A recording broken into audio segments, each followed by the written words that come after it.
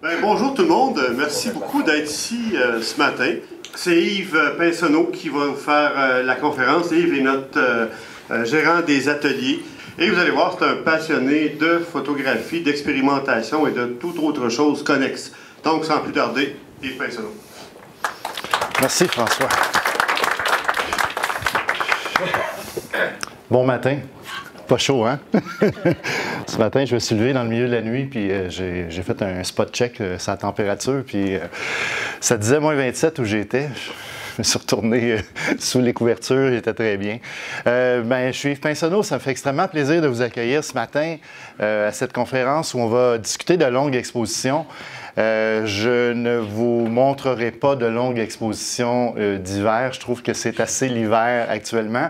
Par contre, comme disait François, faire écho avec ce que François disait, l'hiver, c'est aussi une très belle occasion de faire de la photographie à longue exposition.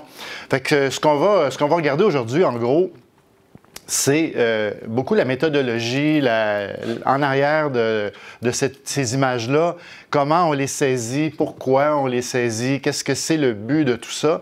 Puis, vous allez comprendre en chemin que quand on fait de la photographie en longue exposition, c'est pas de la photographie en grande quantité, mais plutôt en grande qualité qu'on va faire. Beaucoup plus que lorsqu'on fait, par exemple, de la photographie sportive où on va prendre des séries de photos en rafale, de la photographie animalière, où on saisit un nombre élevé d'images. En photographie longue exposition, mais ça le dit, si on fait une longue exposition, généralement, c'est parce qu'on a l'intention de prendre la même image pour un peu plus longtemps. Donc, souvent, on est limité en termes de nombre d'images qu'on va capturer durant la journée. Pas parce qu'on n'aurait pas envie d'en prendre plus, mais bien parce que le temps d'exposition est souvent plus long. Au départ, qu'est-ce que ça nous prend? Et pourquoi, surtout, on fait de la photographie en longue exposition? Je vous dirais que c'est d'abord pour aller chercher une image qui est différente, mais qui est aussi une image réfléchie, qui est davantage une image zen. Zen dans le sens où on prend le temps de s'imprégner de cette image-là, on prend le temps de l'observer avant de la capturer, et une fois qu'on l'a capturée, on s'en enrichit encore et on se fait toujours une belle surprise, parce que vous allez comprendre aussi que les photographies en longue exposition, c'est souvent des surprises qui sortent. Pour apprécier le temps aussi, pour apprécier le temps qu'on passe à composer cette image-là, à faire une nouvelle image, à créer une nouvelle image, parce qu'on est dans la création quand on fait de la longue exposition, définitivement, on est dans un processus créatif. Ce qu'on voit et pas du tout ce qui va sortir à la toute fin. Et ça, c'est une des choses qui me passionne par rapport à la photographie longue exposition. J'aime anticiper le résultat et être un peu séduit et même surpris par le résultat. C'est quelque chose que je fais depuis déjà très longtemps. Et les longues expositions, j'en fais depuis que je fais de la pellicule dans les années 70, où je me suis accroché les pieds à un moment donné sur la photographie nocturne et je suis resté accroché à ce type de photos-là parce que ça m'amenait dans un monde de couleurs très différent. Puis vous vous rappelez, ceux qui ont fait de la pellicule, que quand on exposait longtemps en pellicule, on pouvait exposer très, très longtemps, des longues minutes, des 15, des 20, des 30 minutes.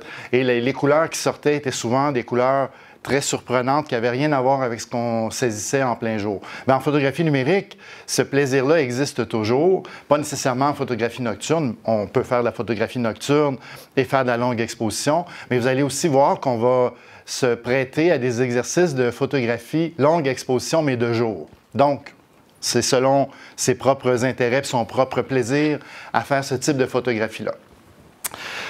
Moi, la surprise qui sort, c'est ce qui me motive à non pas faire seulement une photo, mais plusieurs photos, parce qu'il y a une règle en longue exposition qui fait que quand on saisit une image et qu'on en a une bonne, il y en a possiblement et probablement une meilleure à venir. Il suffit de bien peaufiner, au fond, son exposition, parce que dans la caméra, c'est une image qu'on va créer directement dans l'appareil, beaucoup plus que ce qu'on créerait, par exemple, dans Photoshop. Ça ne veut pas dire qu'on n'a pas le droit d'aller dans ces logiciels-là et de s'en servir, mais la photo se fait réellement dans l'appareil photo. Donc, c'est une création qui se fait à même le boîtier et c'est souvent très plaisant de réaliser les images dans le boîtier. Je ne vous dis pas qu'il n'y a pas de travail à faire par la suite. Des fois, on va réajuster un peu l'exposition, des fois un peu les couleurs, mais ce n'est pas là que le travail se fait, c'est vraiment dans le boîtier tant qu'à moi. C'est ce que je disais. Donc, qu'est-ce qu'on a besoin? On a besoin de choses pour réussir nos longues expositions. Un appareil photo qui est capable d'exposer au moins 2 secondes. On va prendre tout de suite une entente ensemble sur le temps d'exposition. Une longue exposition, c'est toujours selon le sujet.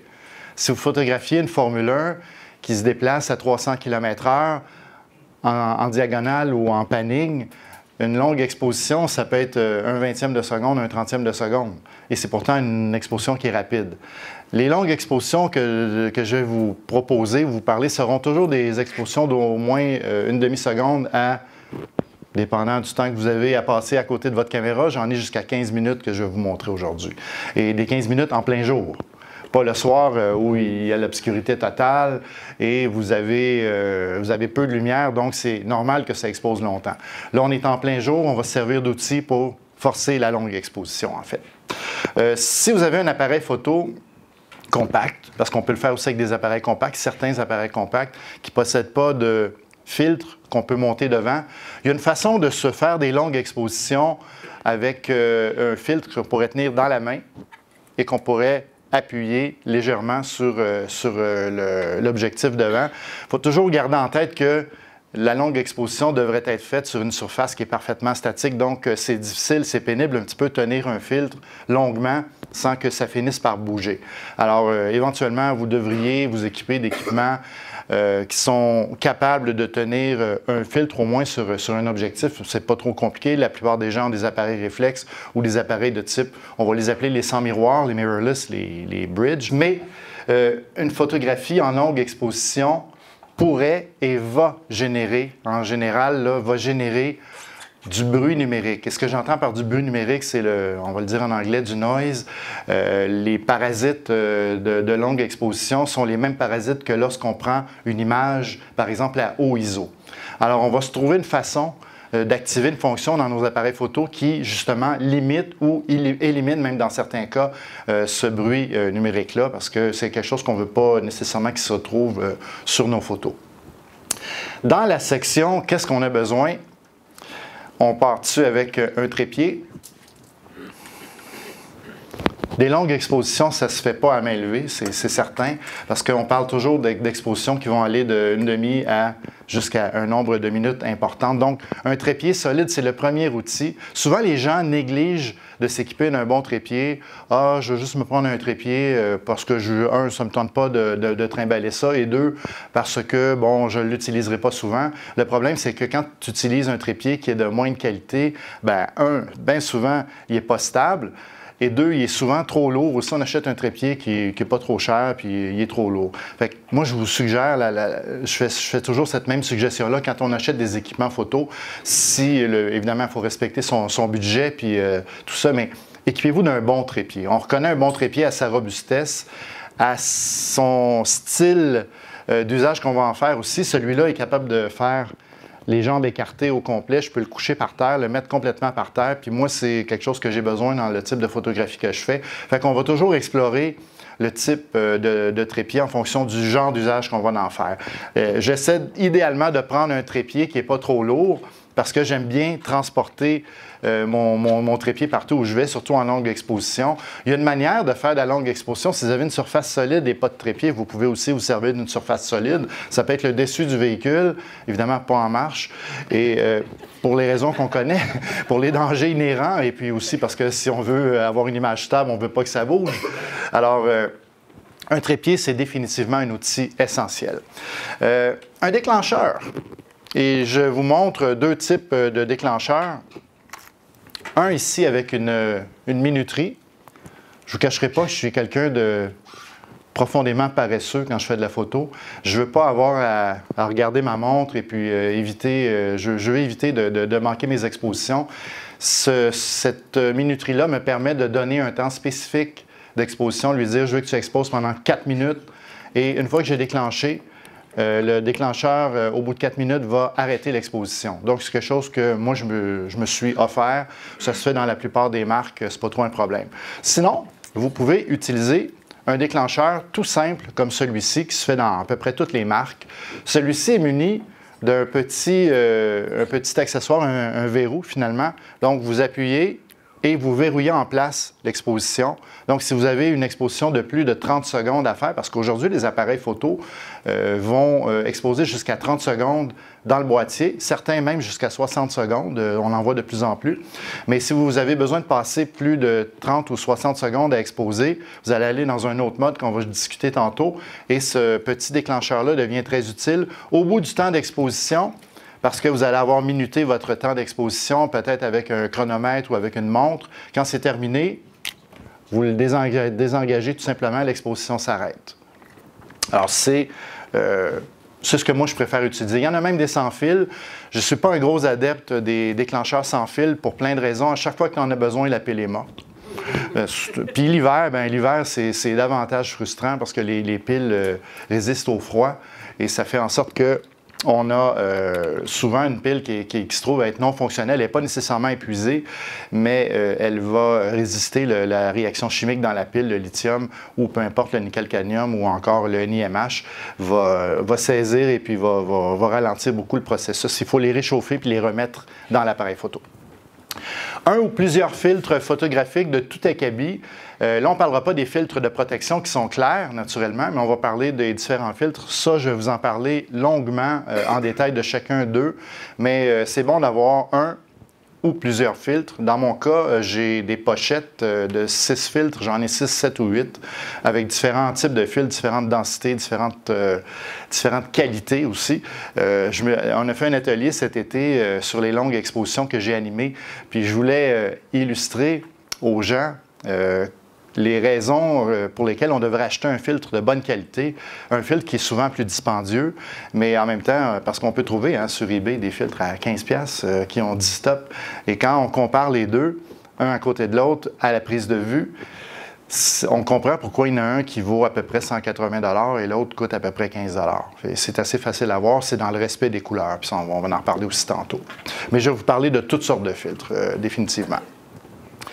Quoi d'autre avons-nous besoin? Ah ben oui, justement, je vous parlais de réduction de bruit pour éviter de se retrouver avec une longue exposition, parce que vous savez qu'une longue exposition fait chauffer le capteur de votre appareil photo et amène un parasite de bruit. Il y a une fonction dans la plupart des appareils photo qui est activable, qui s'appelle la réduction de bruit sur longue exposition. Si vous avez votre menu en anglais, en tout cas chez Nikon, ça s'appelle Long Exposure Noise Reduction. Et vous l'avez dans Canon, dans Nikon, dans Sony, dans Lumix, dans Olympus, dans Fuji. Vous l'avez dans Pentax, vous l'avez dans toutes les marques. Souvent, il est même activé par défaut dans l'appareil sans qu'on le sache. Comment on sait qu'il est activé? Très simple. Lorsque vous faites une exposition de généralement c'est plus de 5 secondes, vous allez avoir un délai de 5 secondes qui va se produire après la prise de vue. Donc, vous allez avoir votre exposition de 5 secondes et un autre délai de 5 secondes avant que la photo se présente à l'écran. C'est comme ça qu'on sait que la fonction est activée. Si vous avez fait une longue exposition, 5 secondes ou plus, et qu'immédiatement après l'exposition, votre photo apparaît, c'est que cette fonction-là n'est pas activée.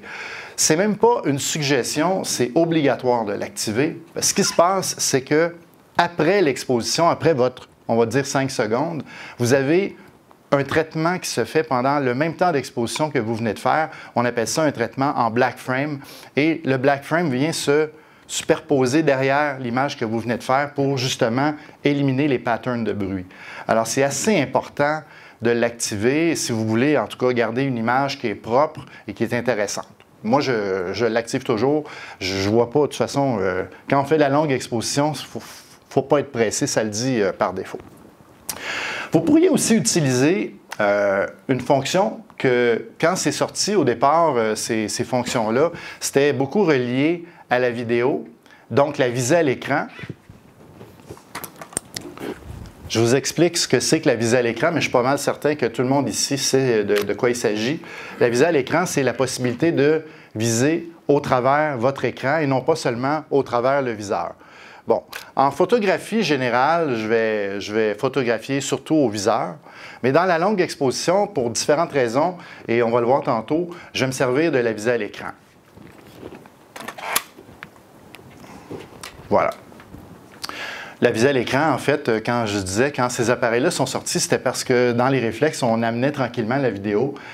Et moi qui n'ai pas un grand vidéographe, j'avais commencé à signer ma lettre d'adieu, j'avais préparé ma corde que je passais doucement autour de mon cou. Je me disais, pas dans mon réflexe, je veux pas avoir de vidéo. Finalement, on y trouve son compte. Hein? Ça fait de la très belle vidéo. Mais c'était pas vers là que je voulais aller nécessairement. Donc, j'ai trouvé une autre utilité. Je fais aussi de la photo de produit. Pour ce type d'usage-là, l'écran, la visée à l'écran, c'est quelque chose de vraiment intéressant. Bon, des accumulateurs en réserve. Une pile. Une petite pile, parce que surtout l'hiver, je vous reviens, surtout l'hiver, une pile au froid va résister, on en parlait un petit peu tantôt. Alors, c'est suggéré d'avoir une deuxième pile, une troisième pile, même peut-être surtout l'hiver. Dans le cas de la longue exposition, ben, c'est tout simplement parce qu'on expose très longtemps et c'est plus juste des expositions d'un 500, un 1000, un 2 millième de seconde ou un 30e de seconde. C'est des expositions qui sont des longues périodes d'exposition. Donc, la pile travaille sur toute cette période-là, toute la période au complet d'exposition. Plus quoi? Plus un noise reduction qui embarque en plus. Fait que si vous avez une exposition de 2 minutes, vous êtes installé à côté du trépied pendant 4 minutes. Si vous avez une exposition de 6 minutes, vous êtes là à 12 minutes de temps. Alors, 12 minutes de temps, cette pile-là va travailler.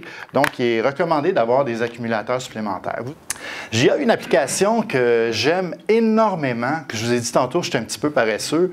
Je me sers d'une minuterie, un déclencheur à minuterie. Alors, j'ai une application que je vais vous suggérer qui s'appelle, vous allez le trouver autant sur Android que sur les plateformes iOS. Ça s'appelle ND Timer, tel quel. Ça coûte 99 sous et c'est le 99 sous en application le mieux investi pour un photographe qui aime faire des longues expositions. Je vais vous montrer le logiciel en question ou l'application. C'est aussi simple que de d'abord déterminer votre exposition sans les filtres, parce que vous allez éventuellement se servir de filtres, on va en parler un petit peu plus loin, mais vous déterminez d'abord votre exposition sans le filtre. On va supposer qu'on va se chercher un 250e de seconde. Tiens, c'est une exposition qu'on voit régulièrement là, en plein jour, très souvent. Je vais ajouter donc un filtre. On va commencer doucement. On va y aller avec un filtre de 10 stops. Et ça va nous donner à la toute fin 4 secondes d'exposition.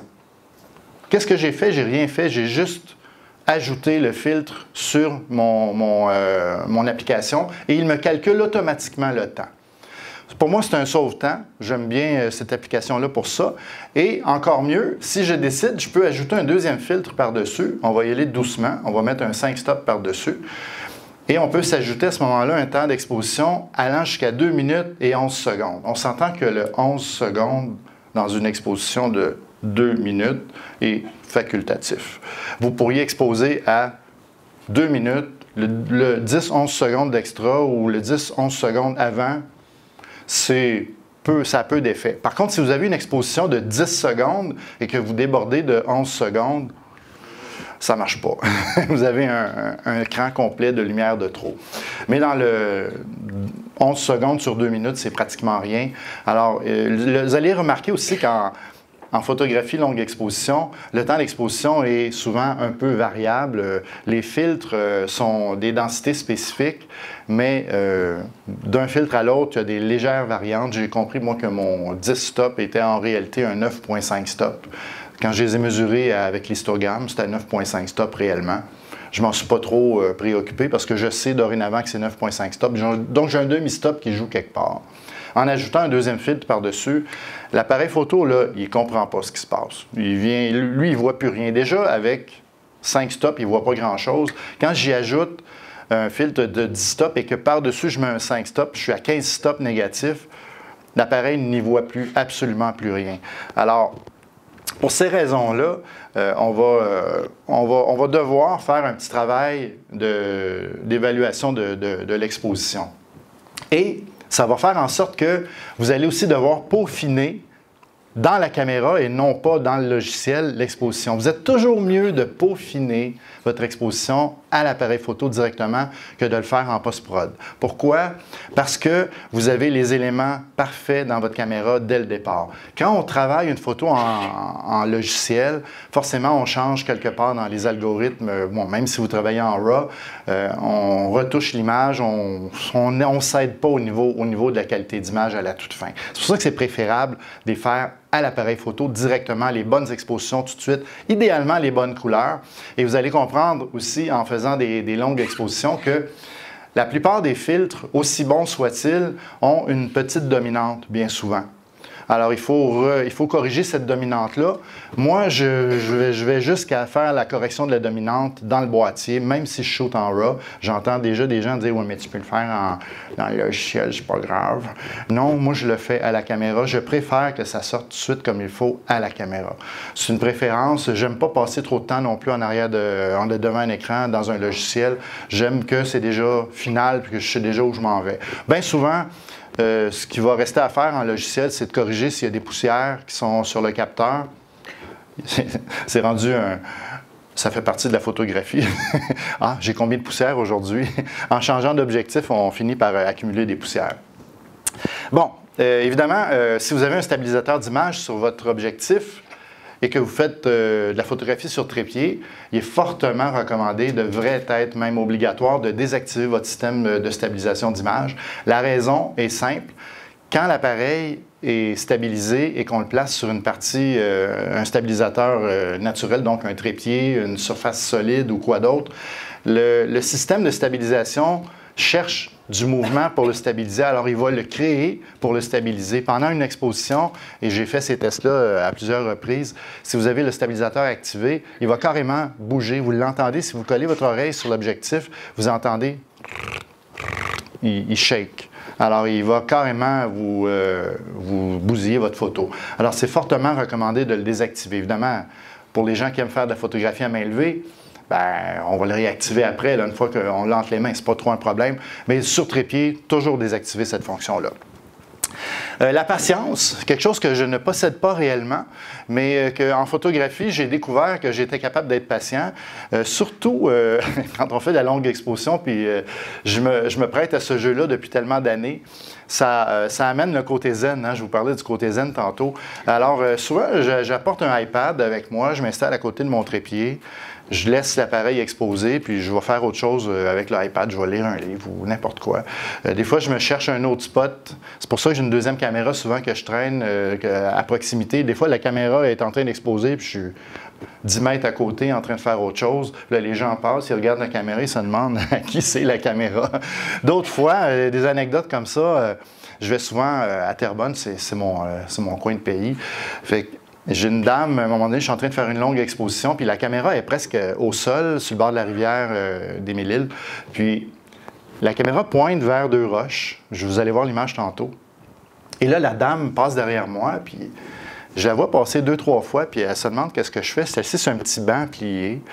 Puis elle me dit « Excusez, je peux-tu savoir qu'est-ce que vous photographiez? » Fait que j'ai dit « Ben oui, absolument. » Je dis « Je photographie les roches qui sont là. » Et puis là, je vois que dans sa tête, ça compute pas. Elle dit « Non, OK. » Je dis, vous savez, vous ne comprenez pas. Elle dit, ben, je ne comprends pas pourquoi ces roches-là, puis pourquoi, je peux-tu voir la photo? Je dis, ben oui, absolument, revenez dans 5 minutes. Puis là, elle me dit, dans 5 minutes? Pourquoi dans 5 minutes? Tu veux pas me montrer tout de suite? Je dis, oh oui, mais elle va être prête dans 5 minutes. Puis là, elle dit, comment ça, dans 5 minutes? Puis là, j'ai dit, ça serait une longue explication, je vais vous l'expliquer quand vous allez revenir. Puis là, je dis, mais prenez, vous avez un iPhone, j'ai fait prendre la photo. À côté de la caméra, je prenais une photo avec votre iPhone, puis revenez me voir dans 5 minutes. Fait que la madame est revenue pas 5 minutes après, mais plus tard. Puis j'étais encore là parce que je vous disais, c'est pas juste de faire une photo en longue exposition, on va en faire plusieurs expositions à peu près du même temps. Et étonnamment, les photos sont toutes différentes de l'une de l'autre. Et là, la dame revient, je dis, sortez votre photo de votre iPhone. Puis là, elle montre la photo. Je dis, ouais, c'est pas mal ça, hein? Fait qu'elle dit, oui, mais c'est pas mal des roches, hein? Je dis, ouais, c'est pas mal ça. Fait que là, je sors la photo, puis elle fait comme, voyons. J'ai dit, ben oui, c'est ça que je fais. Ben, elle dit, je comprends pas, là, pourquoi vous, ça fait ça, puis moi, ça fait ça. Je dis, ben là, j'explique qu'en prenant le temps d'exposer les parties statiques versus les parties mobiles, ce qui bouge, en fait, devient flou. Mais là, elle ne voit pas de l'eau. Ce qu'elle voit, c'est des nuages. Parce qu'effectivement, au bout de 3 minutes d'exposition, l'eau courante devient un peu vaporeuse, un peu nuageuse. Un peu comme... Et même si cette photo-là est exposée, quand on a fait notre exposition, les ateliers s'exposent ici chez Lozo. J'avais cette photo-là au mur et quelqu'un me dit « Wow, c'est dans quel pays que ça a été pris? » Parce que ça a l'air d'une chaîne de montagnes avec 2 pics puis des nuages. Elle dit « Vous avez pris ça en avion? » Ben non! Puis là, je me suis reculé, j'ai fait un pas en arrière, j'ai dit « Ouais, ça pourrait. » Mais non, pas vraiment. Alors tantôt, je vais vous montrer la photo, puis vous allez pouvoir constater par vous-même. C'est ça qui est plaisant de la photo en longue exposition, c'est qu'on anticipe le résultat, mais c'est toujours une belle surprise. En tout cas, en ce qui me concerne, moi, c'est quelque chose qui me passionne. On va parler de filtres. Il y a beaucoup de différents types de filtres. Et pour une des rares fois, je vais suggérer à nos utilisateurs que lorsque vous avez un filtre de protection, vous devriez le retirer. C'est la première action à prendre, c'est de retirer le filtre de protection quand on va faire de la longue exposition. Pour 2 raisons. Surtout si vous aimez la photo nocturne, vous devriez retirer le filtre parce que votre filtre qui est devant l'optique va créer une double réflexion avec les lumières ambiantes, les spots ou les différentes lumières existantes dans votre photo nocturne. Mais supposons qu'on fait de la photo diurne, donc de jour, vous allez devoir retirer ce filtre-là parce que en multipliant le nombre de filtres un par-dessus l'autre, ça finit par épaissir le devant de l'optique et vous pourriez vous retrouver avec un phénomène qu'on appelle le vignettage. Donc, on finit par voir les 4 coins de la photo montrent les contours de filtres. Donc, si vous avez l'intention de mettre plusieurs filtres pour faire vos longues expositions, il est fortement suggéré d'en retirer un qui est inutile dans votre photographie à longue exposition. Le filtre clair ne sert qu'à protéger l'optique en avant, donc aucune utilité pour la longue exposition. Évidemment, une fois terminé tout ça, c'est de retirer les filtres que vous avez utilisés pour les longues expositions et remettre le filtre de protection devant, parce que ce filtre-là a toujours sa mission et il devrait toujours être devant l'optique. Donc, nos filtres. Polarisant, filtre polarisant, ici, on en reparle dans un instant, à peu près 1.5 à 1.75 stop, dépendant de comment il est ajusté.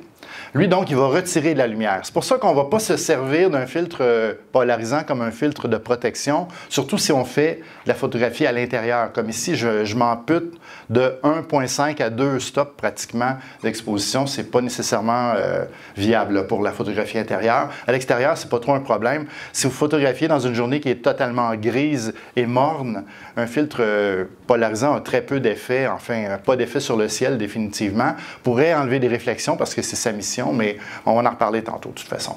Les filtres dégradés, qui sont des filtres en partie clairs et en partie avec une retenue de lumière, on va en reparler aussi tantôt. Ces filtres-là, on pourrait les utiliser. C'est pas tant pour les longues expositions qu'on les utilise que pour équilibrer la lumière, donc la partie haute et la partie basse de la photo. C'est pour bien équilibrer votre exposition entre la partie haut et bas, sinon, ce n'est pas nécessairement pour étirer le temps d'exposition. Les filtres neutres solides, ce que j'appelle par un filtre neutre solide, c'est les filtres comme ceux-ci, qui sont des filtres avec une valeur spécifique bloquée. Donc, par exemple, ici j'ai un 3.0 ou un ND1000, celui-ci bloque 10 stops. Fait que quand je le mets dessus, il fait 10 stops plus noir. Pour vous situer, comme ça, 10 stops, c'est 1000 fois moins de lumière que ce que vous voyez. C'est impressionnant, hein? Alors, c'est vraiment un très, très long temps d'exposition. Enfin, c'est 10 stops plus lent que ce que vous aviez à l'exposition sans le filtre. Donc, ils se font dans différentes valeurs, entre 1 et 15 stops environ. Il y en a jusqu'à 15 stops. 15 stops, je dirais, c'est un petit peu intense. Souvent, je me sers d'un 10 puis d'un 5 ensemble, mais j'aime bien avoir la possibilité de me servir d'un 10 tout seul, d'un 5 tout seul, d'un 10 sur lequel je vais ajouter un polarisant qui est à peu près 2 stops, etc. J'aime bien avoir des possibilités de mixer mes filtres. Je ne suis pas un gros fan du 15 stops nécessairement d'un coup, mais ça existe. Ils sont très dispendieux, ces filtres-là. Vous avez les filtres de densité neutre variable. Donc, celui-ci retient un nombre de crans de lumière ajustable, modulable. Je peux le passer de 1 à 8 crans de lumière. On va se parler tantôt des différents avantages et désavantages de ce type de filtre-là, mais il y a certainement son utilité dans ce qu'on veut faire. Mais on va voir sur les réserves qu'on a par rapport à ce filtre. Évidemment, vous avez les filtres à effets spéciaux. J'ai apporté ici principalement un filtre infrarouge.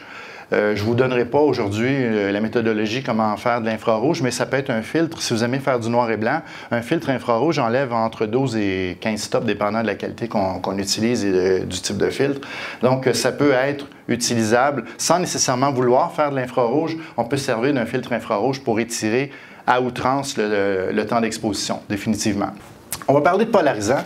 Je ne passerai pas 10 heures là-dessus, mais on va se parler des grandes lignes et pourquoi un filtre polarisant devrait se retrouver dans le sac de tous les photographes. Si vous n'avez pas, qui n'a pas un filtre polarisant ici, soyez pas gênés, c'est pas grave, vous avez un coupon de 10 % de rabais pour acheter un polarisant à la fin. Bon, alors, si le court exposé que je fais là-dessus ne vous convainc pas, il n'y a jamais rien qui va vous convaincre. OK? Un filtre polarisant, c'est un filtre à effet qui devrait être placé devant l'optique au moment où on en a besoin et seulement au moment où on en a besoin. Je vous le dis, ça enlève de la lumière. Donc, à certains moments, ça va plus vous nuire que vous aider. C'est un incontournable, c'est vrai, définitivement. Va enlever entre 1,50 et 1,75. Moi, j'aime faire des chiffrons. On dit-tu entre un stop et demi et 2 stops, on va laisser faire le 0,75. Là. Moi, souvent, j'aime les utiliser à pleine densité. Donc, c'est à peu près 2 crans de lumière que ça retire. Et vous allez aussi comprendre dans les longues expositions, le quart de cran dont on fait allusion ici est très négligeable. Parce que sur des très longues expositions, un quart de cran, ça ne compte pas pour beaucoup dans l'exposition. Il est monté sur une bague mobile. Donc, c'est un filtre qu'on place devant l'optique et qui doit être ajusté toujours, tout le temps, en permanence. C'est-à-dire que, évidemment, quand on a trouvé notre angle et notre photo, on est prêt, bien, vous l'avez placé, vous ne le bougez plus. Mais dès que vous repositionnez la caméra dans une autre direction, ou encore, si vous faites ceci, bien, le filtre vient de tourner avec vous. Il faut repositionner le filtre. Alors, c'est quelque chose qui est assez, souvent, qui n'est pas trop compris des photographes. Vont tourner la caméra, puis les photographes amateurs qui sont nouveaux avec ce filtre-là, vont tourner l'appareil, puis là, ils n'ont plus l'effet qu'il y avait 10 secondes avant. Ben oui, c'est sûr. Tu viens d'amener le filtre dans une autre position. Fait qu'on on va prendre attention que lorsqu'on tourne la caméra d'un sens ou de l'autre, il faut juste reprendre le temps de réajuster. C'est un effet qu'on voit dans le viseur, ou si vous visez à l'écran, vous le voyez aussi à la visée à l'écran, l'effet est très, très, très visible. C'est très facile à voir. Je dis que dans les journées où il ne fait pas très beau, c'est pas très, très utile un polarisant, sauf sa mission au polarisant, c'est de limiter les réflexions, donc enlever les réflexions. Si vous faites de la photographie sur l'eau, sur le bord de l'eau, sur des surfaces réfléchissantes, le plancher ici est très réfléchissant. Vous avez toujours une lumière qui frappe sur le plancher et qui réfléchit de la lumière. Un polarisant va se charger de retirer ces réflexions-là s'il est bien ajusté naturellement. Là, je vous dis, n'utilisez pas le fil polarisant à l'intérieur, puis je suis en train de vous donner un exemple à l'intérieur, mais ça pourrait être aussi à l'extérieur, lorsque vous avez une surface qui est humide, donc de l'asphalte humide le soir. Ça peut être au travers d'une fenêtre. Vous avez quelque chose à photographier qui est dans une fenêtre d'un restaurant ou d'un magasin, puis vous voulez montrer ça à quelqu'un. Un polarisant va passer carrément au travers de la fenêtre. Ça peut être au travers d'une vitre d'auto. Tu sais, quelqu'un vient d'acheter une nouvelle auto puis il veut se faire photographier dans son auto. Ça arrive tout le temps. Alors, on se sert du polarisant pour passer au travers la vitre facilement, très facilement. Qu'est-ce qu'on a d'autre à dire du polarisant? Définitivement que si vous l'utilisez avec un optique, là, il y a deux, on va régler une affaire. Il y a différentes tailles de capteurs. Il y a des capteurs plein cadre, qu'on appelle aussi les full frame en français.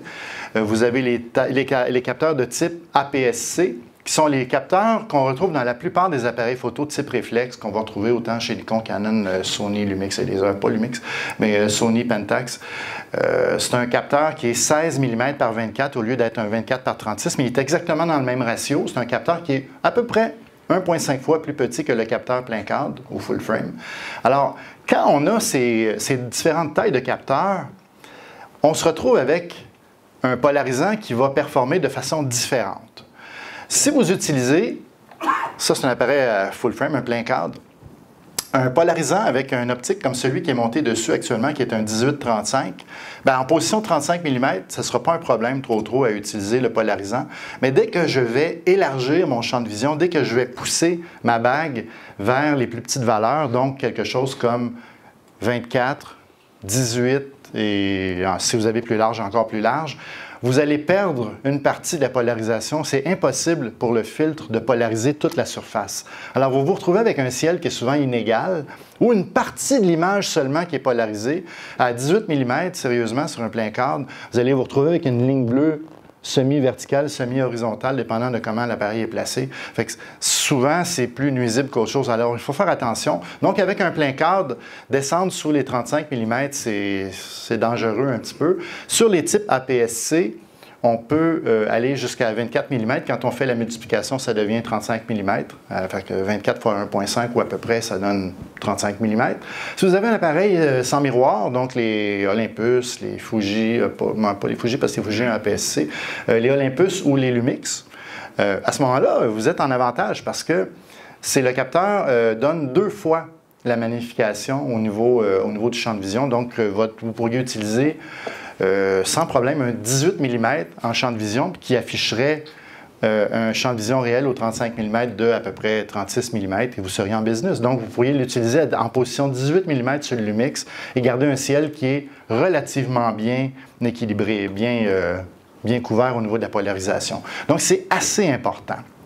L'autre chose, et ça revient à ce que je vous disais tantôt, achetez un filtre de bonne qualité tout de suite. Achetez pas un filtre à 12$ sur eBay. Vous allez le racheter pareil. Vous allez avoir mis 12$ dans le feu. C'est sûr et certain. Achetez-vous un bon filtre tout de suite. Les bons filtres, on ne les reconnaît pas juste à la qualité d'image, on les reconnaît à la facilité de les nettoyer. Moi, je sais, je me suis battu avec des filtres qui ne se nettoyaient pas bien. J'en ai échappé, qui ont roulé dans Rivière, puis j'avais pas trop de peine. Puis pourtant, c'est des filtres que j'avais payés à peu près 50-60$, puis je me disais, à la fin, là, le problème que j'avais à nettoyer ces filtres-là ne me valait pas la valeur du filtre. Alors, achetez un bon filtre. Dans les bons filtres, vous allez retrouver, BW fait un filtre de qualité spectaculaire au niveau autant de la qualité d'image, donc ce que vous allez retrouver en termes de qualité, la qualité de la polarisation, mais aussi, quand vous le nettoyez, il se nettoie bien. Vous n'avez pas 10 minutes à passer à nettoyer un filtre. Le Nikon est excellent aussi. Le Nikon POL, c'est POL, il y a une version 2 maintenant qui existe. Ces filtres-là sont spectaculairement bons. Je ne dis pas qu'il n'y a pas d'autres filtres qui ne sont pas aussi bons, mais souvent, on va payer beaucoup plus cher. Donc, ces filtres-là, si je vous donne, par exemple, dans la dimension, dans le diamètre 77 mm, vont se vendre autour de 170, 180$ dans ces coins-là. Mais vous allez l'acheter combien de fois? Une fois. Et après ça, si vous avez besoin de le monter sur un autre optique qui n'a pas le diamètre de 77 mm, bien, vous allez pouvoir utiliser une petite bague comme celle-ci et le monter, le filtre sur la bague, et la bague a un diamètre différent pour les autres optiques. Donc, vous achetez moins de filtres. Surtout les fils dispendieux, on essaie de les maximiser sur la plupart des optiques. Ces petites bagues-là, on vend ça ici pour vraiment pas cher, là, une douzaine, une quinzaine de dollars maximum. Donc, ça vous évite d'avoir à racheter un autre filtre à 150, 180$. Et puis, vous utilisez vos filtres en tout temps. Gardez en tête que si vous utilisez ces filtres-là, par contre, de plus grande dimension sur une optique un plus petit diamètre, vous allez perdre automatiquement l'utilisation du pare-soleil. C'est juste ça qu'il faut garder en tête. Mais on est créatif, hein? Fait qu'un pare-soleil, on s'en fait un avec un carton qu'on va tenir, qui vise vers l'optique. En longtemps qu'on ne voit pas le carton dans la photo, moi, j'ai pas de problème avec ça. C'est pas trop un problème. Il ne faut pas rire, parce que l'autre jour, j'étais sur trépied, puis je trouvais que mon pare-soleil faisait... On s'entend-tu qu'il ne couvre pas grand-chose, c'est comme un gars avec pas beaucoup de linge sur le dos. Fait que ce que je faisais, c'est que je me suis servi d'un carton, puis en jasant, je me suis retourné un peu, puis le carton est apparu soudainement dans le coin de la photo en haut. Bon. Alors, il faut juste être attentif à ce qu'on fait. La qualité du bokeh, le bokeh, c'est la zone défocalisée. Plus le filtre est de qualité, plus vous allez avoir un bokeh de belle qualité. Donc, pas de structure dans votre partie défocalisée, la partie floue finalement. Parce que vous allez me dire, ouais, ce qui est important, c'est ce qui est net. Oui, mais quand ton flou n'est pas beau, c'est pas plus agréable. Évidemment, ça permet de passer au travers des vitres, ça permet de d'aller enlever les réflexions. Je vais sauter un bout du chapitre. Mais les fils polarisants, souvent les gens ne les utilisent pas bien non plus. Quand vous avez le soleil directement dans le dos, complètement derrière vous dans le dos, un fil polarisant, ça ne sert pas à grand-chose, honnêtement. Un fil polarisant devrait être utilisé à 90 degrés de l'optique, c'est-à-dire là, là ou là. Donc, si vous avez le soleil au-dessus de vous, c'est parfait. Si vous l'avez à gauche ou à droite, c'est parfait. Si vous l'avez en dessous, vous êtes mort. Fait que c'est littéralement. Alors, ça ne veut pas dire qu'on ne peut pas utiliser le fil polarisant dans d'autres conditions que ces positions-là, mais si vous avez le soleil directement devant vous, le fil polarisant, il ne fait rien de bon pour vous. Il ne fait absolument rien de bon. Il va probablement créer une double réflexion dans votre optique, ce qu'on disait tantôt avec le fil de protection. Fait que soyons prudents. Donc, il doit être utilisé à 90 degrés, donc parfaitement perpendiculaire par rapport avec votre optique, évidemment. Et oui, il doit être ajusté à chaque prise de vue. Ça, c'est juste une habitude. Hein? On finit par s'habituer, on tourne sur la gauche, sur la droite. Je vous montre une image qui est sans le filtre polarisant. Fait que ceux qui ont un polarisant, vous pouvez regarder momentanément ailleurs. Ceux qui n'en ont pas, qui ne croient pas au polarisant, c'est ça que ça donne comme différence. Fait que vous avez une image qui est non polarisée et une qui est polarisée. Vous découvrez immédiatement que le ciel n'est pas dans la même densité du tout, mais non seulement le ciel, mais vous avez aussi toutes les réflexions qu'on retrouve sur les différentes feuilles. On s'entend, ce n'est pas la photo de l'année, c'est juste pour vous montrer ce que le polarisant est capable de faire. Donc, j'ai une photo des réflexions sur l'eau pour éliminer toutes les réflexions. On commence déjà à se parler de longue exposition. Je vous dis ici, on a un quart de seconde. Là, je n'étais pas sur trépied. Il faut juste être un peu stable, essayer d'être stable. Ce que le polarisant a fait, c'est qu'il a limité carrément la réflexion de l'eau dans l'image. Ici, le polarisant a servi à passer au travers la couche d'eau, si on veut. Alors, ça permet d'aller chercher aussi ce qu'on ne voit pas à l'œil. Donc, c'est très utile pour les longues expositions aussi. Là, il y a deux filtres sur l'appareil actuellement. Vous avez un filtre qui se charge de retirer beaucoup de lumière pour être capable d'étirer le temps d'exposition. Et le deuxième filtre, qui est le polarisant, qui se retrouve toujours le dernier filtre que je vais placer dans la série. Pourquoi je le mets toujours en dernier? Parce que je veux que la lumière qui passe au travers soit polarisée à sa base. Donc, si vous allez placer plusieurs filtres, le polarisant est toujours le dernier que vous allez visser. Donc, les autres avant et le polarisant à la toute fin. C'est une suggestion. Vous pouvez faire l'inverse si vous voulez, mais vous allez avoir un meilleur résultat si vous filtrez la polarisation par la base. C'est aussi, là j'ai mis cette image-là exprès, l'image montre que quand on prend un ton de peau sur un polarisant, ça fait un ton de peau où il n'y a pas du tout de réflexion, ça fait un petit peu bizarre. Fait qu'il faut faire attention avec les polarisants. Bien souvent, on va essayer de garder les polarisants à l'utilisation pour plutôt la photographie de paysage. Fait que là, vous retrouvez des ciels qui sont très denses. Les gens qui aiment le ski, là, c'est définitivement un bon filtre à avoir. On va parler du filtre de densité dégradé. Donc, celui-ci est en partie, donc la partie du bas qui est claire, la partie du haut qui est foncée. Je ne m'étendrai pas longtemps là-dessus, je vous reviens. Je veux juste vous dire que ce n'est pas nécessairement pour de la longue exposition qu'on va s'en servir, plutôt que pour rééquilibrer le haut et le bas. Ces filtres-là sont utilisés, généralement, on va viser, je vous donne un exemple où c'est vraiment pertinent, ce filtre-là, c'est lorsqu'on photographie un paysage puis qu'il y a une partie où il y a de l'eau, donc un lac, une rivière ou peu importe, et vous avez le reste ensuite de l'image, le tiers ou le 2/3, dépendant comment vous avez composé, qui est soit le reste de la forêt puis le ciel. Vous allez vous retrouver souvent, quand vous faites cette image-là sans filtre, avec une partie qui est très, très bien exposée, puis une partie du ciel, qu'est-ce qui arrive? Le ciel est souvent lavé, complètement blanc. Alors, ce filtre-là, comme il est dégradé, il y a une partie qui retient la lumière. Vous allez mesurer votre exposition pour l'eau. Moi, je photographie en manuel, fait que c'est pas trop un problème. Je place mon exposition en manuel. Et ensuite, tout ce qui reste à faire, c'est prendre, bien, dans ce cas-ci, un porte-filtre coquin. Je vous montre un coquin, mais ça pourrait être un autre type de porte-filtre. Vous glissez votre filtre à l'intérieur, sans changer l'exposition, vous le replacez pour justement délimiter la partie qui est surexposée versus la partie qui est exposée correctement. Et vous allez avoir une image qui va être rééquilibrée au niveau du haut et du bas. Vous aviez une question? Oui, à propos des filtres polarisants, moi j'ignorais que ça devait être ajusté. Et comment ça s'ajuste? Parce que le filtre polarisant, il semble être... C'est une bague mobile. Hein? La question est, je ne savais pas qu'il fallait que j'ajuste mon polarisant à chaque fois. Comment on fait pour l'ajuster? C'est une bague qui est mobile. Alors, vous devez visuellement acquérir l'image comme vous la voulez. Donc, le polarisant va vous donner un ciel plus dense. Vous allez l'ajuster, puis vous allez voir. Certains filtres ont aussi un repère, un petit repère, une petite barre blanche, si on veut. Et c'est la direction où se trouve le soleil, souvent, sur laquelle on peut le placer. Il y a notamment un petit indicateur et vous placez, si le soleil est au-dessus de vous, vous placez carrément et ça devrait donner tout de suite le résultat optimal. J'ai mes réserves là-dessus parce que souvent on va pivoter un peu à gauche ou à droite puis c'est mieux, mais c'est un repère, c'est un pas pire repère. Alors oui, il faut absolument réajuster à chaque fois le polarisant, on n'a pas beaucoup d'options. Remarquez que si vous êtes toujours dans la même position pendant X nombre de photos puis que le soleil ne change pas trop de place, c'est plus ou moins important. Mais dès que vous changez la position de la caméra ou que vous pivotez la caméra ou vous changez carrément le soleil de position dans votre image, il faut refaire cet ajustement-là.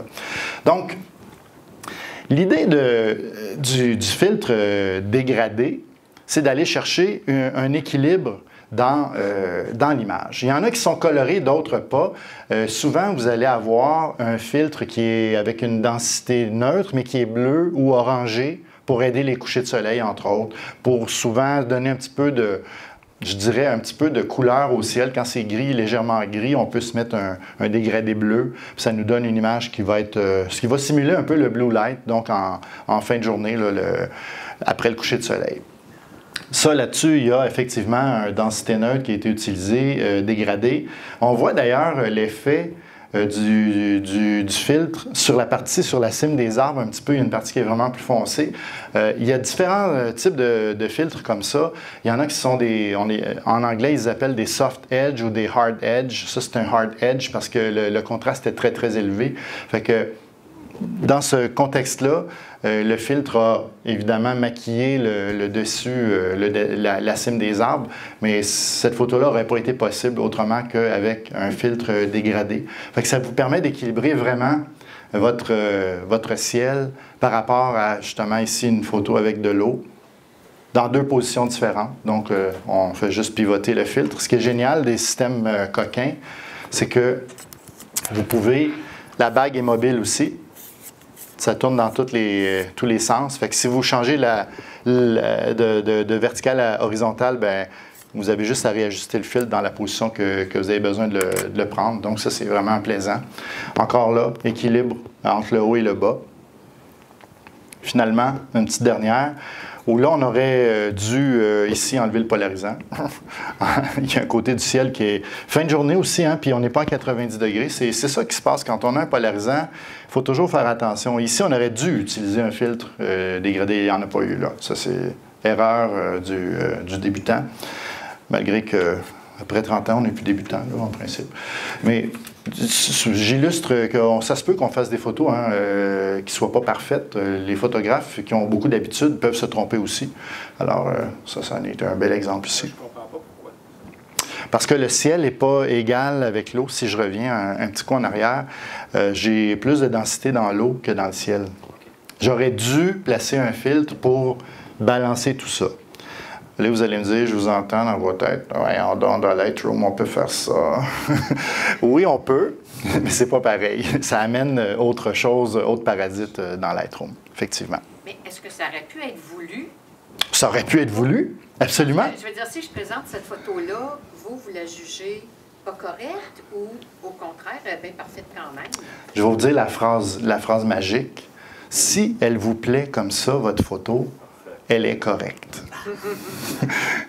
La seule personne que vous devriez tenter d'impressionner, c'est vous. Jamais les autres. Impressionnez-vous d'abord, puis après ça, essayez d'impressionner les autres si ça vous tente. Mais commencez par vous impressionner vous. Parce que dans les faits, moi, je trouve bien la photo, mais je pense qu'elle pourrait être mieux. OK? Comme ça, je vous dis ça comme ça. Là. plein d'affection. Le fil de densité neutre solide, ben, je vous en ai montré tantôt. Écoutez, ça, c'est pas une image fake, c'est une vraie image. Alors, vous avez carrément l'absence totale de lumière qui passe au travers l'optique dans ce contexte-là. Donc, vraiment, le filtre bloque de la lumière. Ici, c'est un 10 stops. Donc, ça bloque vraiment 10 stops de lumière. C'est 1000 fois moins de lumière que la lumière normale. Là, vous pensez qu'on ne regardera pas de photos, mais on va en regarder. Ça s'en vient. Je vous parle, parce que je vais aussi vous parler de la méthodologie de la prise de vue, parce que la prise de vue ne se fait pas juste en disant « Ah, tiens, je vais photographier ça. » C'est un petit peu plus compliqué, ça va demander un petit peu plus de préparation, puis je veux vous amener là tranquillement. Donc, à l'instar du dégradé qu'on parlait tantôt, où il y avait seulement une partie du filtre qui était en densité, là, vous avez un filtre qui est plein. Donc, la même densité dans tous les coins. Si vous achetez un bon filtre, il va être égal partout, puis il va avoir les mêmes couleurs partout. Si vous achetez un filtre sur eBay à 15$, je vous jure, c'est la tête de ma mère, je vous jure que vous allez vous retrouver avec un filtre dans le milieu qui est correct, sur les contours qui n'a pas les mêmes couleurs et qui n'a pas la même densité non plus. Et là, si vous voulez faire des effets cheesy, weird et bizarres, c'est correct.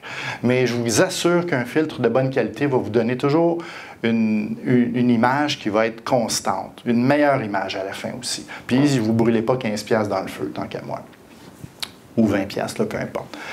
On va servir de ces filtres-là en vidéographie souvent pour être capable d'utiliser une grande ouverture. Mais on peut le faire aussi en photographie. Hein? Là, on parle de filtre de 10 stops. Je vous parle de ça depuis tantôt, mais vous avez le droit d'en prendre un à 2 stops ou en prendre un variable comme celui-ci, puis de le placer à peu près à 2 stops. Et ce que ça vous permet de faire, c'est de réouvrir votre diaphragme de 2 stops. Tu sais, quand vous avez un objectif qui ouvre à 2.8 ou même à 1.8, en plein jour, c'est difficile à utiliser là, ces valeurs-là. Alors, si vous placez un filtre de densité neutre devant, ça vous permet de retrouver un nombre X de diaphragmes que vous n'aviez pas la possibilité d'utiliser. Donc, si vous prenez 5 stops, vous avez 5 stops de jeu sur votre diaphragme pour réouvrir votre diaphragme. Donc, créer un flou à partir d'une faible valeur F.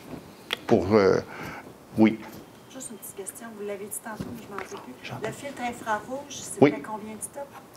12 à 15 stops, ouais, dépendant du fil puis de la retenue au niveau des fréquences, parce que c'est des fréquences.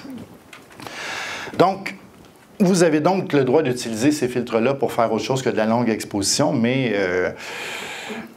l'usage de ces filtres-là pour la longue exposition, c'est sharp. C'est vraiment le fun. En fait, on ne parle pas de longue exposition à 2 ou à 3 secondes. Là, ça se fait, c'est super le fun là, à faire ça aussi. Mais là, on va parler de la vraie longue exposition. Là, 30 secondes, 1 minute, 2, 4, 8, 16. 16 minutes. Combien de temps qu'on attend donc après 16 minutes?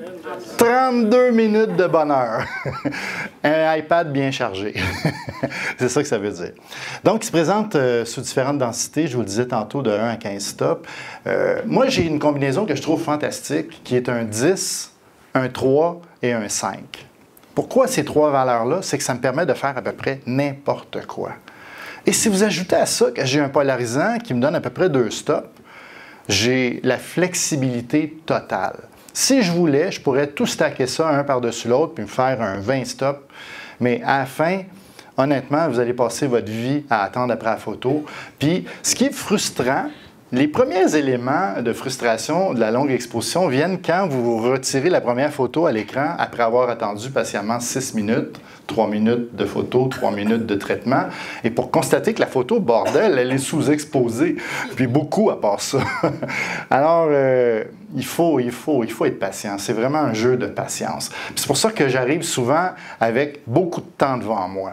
Beaucoup de temps devant moi. Je pars pas faire la longue exposition pour faire 1 heure de photo. Ça me prend généralement 40 minutes avant de fixer mon temps d'exposition. Remarquez, là, j'ai l'habitude, là, ça va un petit peu plus vite, mais trouver la bonne composition, trouver le bon endroit, trouver le bon sujet, le bon mouvement, le bon effet dans le mouvement, ça finit par prendre un peu de temps. Si vous avez juste 20 minutes pour faire de la photo, c'est peut-être pas le genre de photo que je vous suggère à faire à la base. Donc, vous allez aussi fixer ce filtre-là. Je vous suggère d'acheter des filtres vissés. Il existe des filtres non vissés que vous pouvez mettre. Lee Filters, par exemple, fait un système avec un porte-filtre qui est beaucoup plus gros que celui-ci, qui vous permet de glisser des filtres vraiment très, très gros, en verre de très haute qualité, et le prix vient avec aussi, qui sont des très, très bons filtres. C'est des filtres de qualité cinématographique, donc c'est du très, très bon produit, mais un filtre que je vais visser devant, pour moi, est parfaitement opaque, ne laissera passer aucune lumière entre le filtre et l'objectif. C'est un petit peu le défaut du coquin où on a des filtres qui s'avancent un devant l'autre et on se retrouve des fois avec une petite marge, un petit jeu entre les deux filtres. Alors moi, je vous dirais, je me traînais du tape électrique noir puis je le mettais par-dessus entre les filtres pour éviter que la lumière passe entre les filtres parce que ça crée des réflexions forcément. La raison aussi pourquoi on achète des bons filtres, c'est que quand je stack deux filtres, par exemple, dans ce cas-ci, ça c'est des BW, c'est des filtres qui ont une monture en brasse. Quand je viens pour les enlever, ils s'enlèvent. Les deux indépendamment. Et ça, c'est le bonheur total. Parce que enlever, je ne sais pas si ça vous est arrivé de mettre deux filtres un par-dessus l'autre. Je vous entends déjà dire oui avec un polarisant qui tourne sur lui-même. Quand vous mettez deux filtres en aluminium ou un brasse à un aluminium, un par-dessus l'autre, puis vous le serrez juste un petit peu trop, c'est difficile à enlever. Ça prend beaucoup de méthodologie. J'ai compris que c'est souvent, plus on était stressé, moins il s'enlevait, le filtre. Alors, il faut juste appuyer ses deux mains, ses deux paumes de main, une sur l'autre, puis tourner doucement. Appuyer avec une très, très, très légère pression. Plus vous pesez sa bague, moins ça va s'enlever.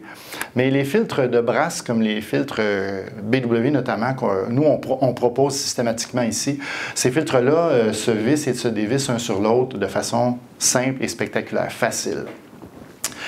Je vous parlais de coquin. Coquin aussi, c'est le fun, hein? Coquin, vous n'avez rien à visser.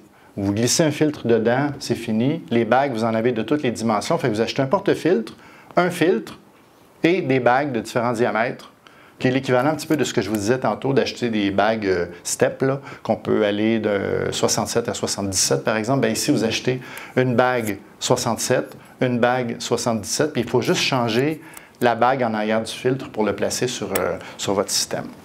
Donc, vous pouvez monter plusieurs filtres un par-dessus l'autre. Faites attention, plus vous allez monter de filtre, plus vous allez repousser le devant de l'objectif en avant et plus vous risquez de voir les quatre coins. C'est ça que je vous disais tantôt. Par rapport au filtre neutre, ben, vous allez solide, vous allez pouvoir aller chercher facilement 10 secondes d'exposition en plein jour, ce qui est fantastique, là. 10 secondes en plein jour, quand il fait clair, comme aujourd'hui, là, on pourrait aller chercher un 10 secondes sans problème avec un filtre de densité neutre à 10 stops.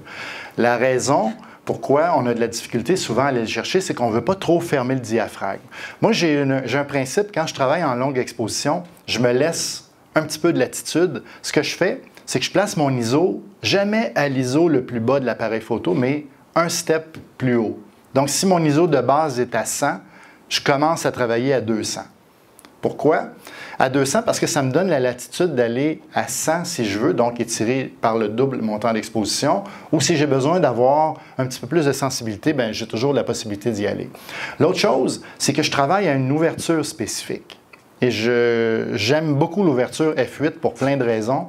Une de celles-ci, c'est F8 ou F11. Alors, ça me laisse de la place pour retourner à plus de lumière ou ça me laisse de la place pour fermer davantage. Si vous n'arrivez pas avec votre F8 ou votre F11 à aller chercher votre 10 secondes, bien, vous avez la possibilité de fermer le diaphragme et d'aller chercher un petit peu plus de temps d'exposition. Généralement, avec un 10 stop à ISO 100, fermé à hauteur de F20, d'une journée comme aujourd'hui, on va se chercher un 10 secondes à peu près d'exposition, généralement. Là.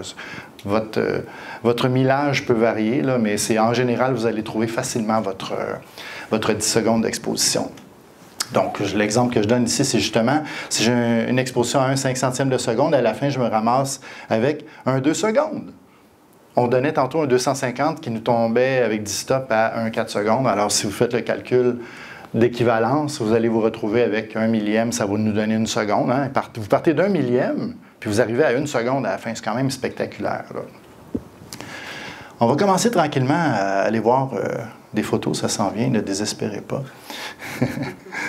Donc, ces filtres-là requièrent une attention particulière, sont un petit peu plus difficiles à nettoyer. Pourquoi on pense qu'ils sont plus difficiles? C'est parce qu'ils sont pratiquement opaques.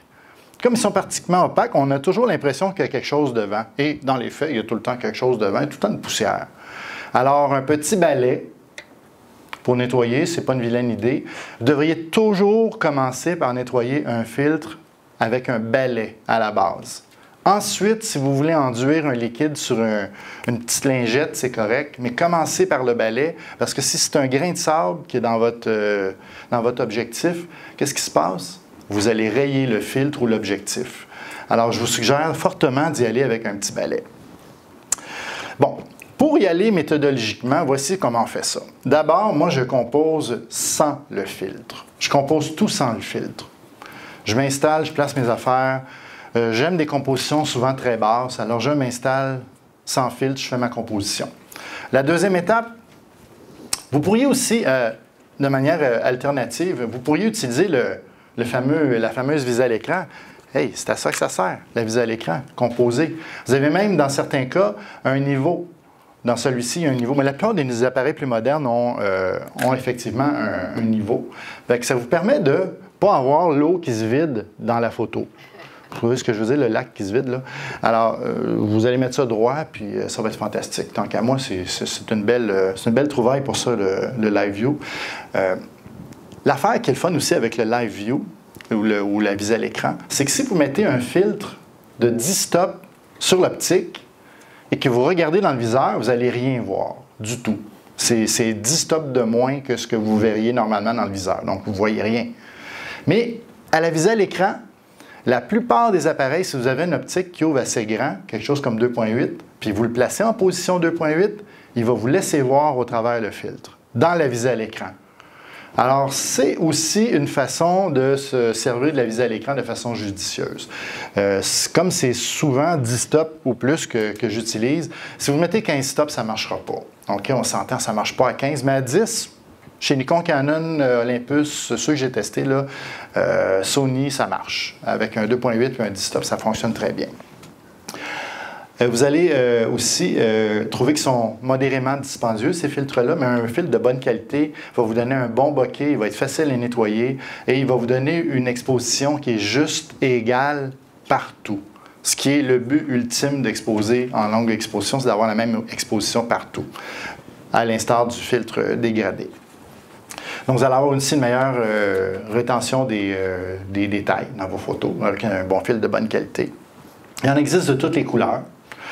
Moi, j'utilise des neutres parce que j'aime rendre les couleurs justes. Mais vous vous souvenez, dans le noir et blanc, on faisait ça, on utilisait un filtre rouge pour densifier les ciels, ou on utilisait un filtre jaune pour adoucir le contraste, un filtre vert pour l'augmenter. Alors, voici comment ça marche. On compose l'image dans un premier temps. Vous devriez faire tout de suite votre mise au point critique sur votre sujet. Si c'est une roche qui est en premier plan, qui est votre sujet critique, gâtez-vous tout de suite. C'est là qu'on le fait. Ensuite, on va passer en mode de mise au point manuel. Pourquoi qu'on fait ça, d'après vous? Je vais vous le dire. On passe en mise au point manuel parce que, une fois que la mise au point est faite, je ne veux pas que l'objectif tente de refaire la mise au point pour moi. Parce que ce qui va se passer, c'est que quand vous allez mettre le filtre de densité neutre devant, il enlève 10 stops et le système de mise au point ne voit plus rien. Si vous avez laissé la mise au point activée, vous allez vous retrouver avec un appareil qui va faire jip, jip, jip, jip, jip, jip. Et toute la composition et la mise au point critique que vous veniez de faire à la sueur de votre front, bien, ça va être à recommencer. Alors, je vous suggère tout de suite, après avoir fait la mise au point critique, désactivez la mise au point, mettez ça en manuel tout de suite. Tous les appareils réflexes ou hybrides permettent d'aller en mise au point manuel. Désactivez-moi ça.